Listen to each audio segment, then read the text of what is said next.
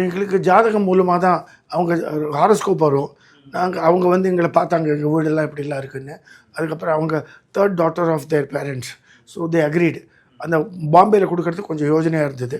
அப்புறம் என்னோட local relative இஷ்யூட் பண்ணாங்க, she is going in to a good family, நல்ல ஃபேமிலியில் போயிட்டுருக்காங்க, கவலையப்படக்கூடாது, தாராளமாக கல்யாணம் பண்ணி கொடுக்கலான்னு. ஸோ அதுக்கப்புறம் ஷீ ஷிஃப்டட் டு பாம்பே. அவளுக்கு மராட்டி, ஹிந்தி ஒன்றும் தெரியாது. ஆனாலும் இப்போ ஹிந்தியெல்லாம் பிக்கப் ஆகிடுது நல்லா. She is able to lead her life well. Okay, உங்களுக்கு எப்படி இருந்துச்சு ஃபஸ்ட்டு பார்க்கும்போது, இவங்களை பார்க்கும்போது அந்த ஒரு மொமெண்ட், இல்லை கல்யாணத்துக்கு அப்புறம் அந்த ஒரு மொமெண்ட் எப்படி இருந்துச்சு? அந்த ஒரு மொமெண்ட்டில் ஏதோ புதுசாக வந்து ஒரு பொண்ணை இதுலேருந்து கல்யாணம் பண்ணி கூட்டின்னு வந்துட்டோம். ஸோ இப்போ வந்து எங்கள் அப்பா அம்மா கூட ஜெல் ஆனோம், பாக்கி ரிலேட்டிவ்ஸ் கூட ஜெல் ஆனோம், இதெல்லாம் ஒரு இது இருந்தது.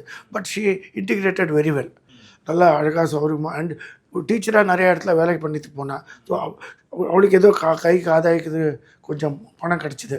ஸோ அதை அவளை வச்சுக்கோ சொல்லிட்டேன். So she was busy in life. And then எங்களுக்கு குழந்தை பிறந்தப்புறம் then she stopped going there. ஏன்னா அவள் அந்த குழந்தைய வளர்க்குறது, ஒரு பொண்ணு 2 பொண்ணு எங்களுக்கு இப்போ 2 பொண்ணு, 2 வளர்ந்து இப்போ அவள் 2 பேருக்கு படிப்பு நல்லா கொடுத்து கல்யாணமும் பண்ணி 2 பேரும் அமெரிக்காவில் இருக்காங்க. என் பொண்ணு ஒன்றே ஒன்று தான் 2 பேரும் சொல்கிறது, நீ அம்மாவும் சௌரியமாக இருங்க, that is all, that is important அப்படின்னு சொல்கிறாங்க.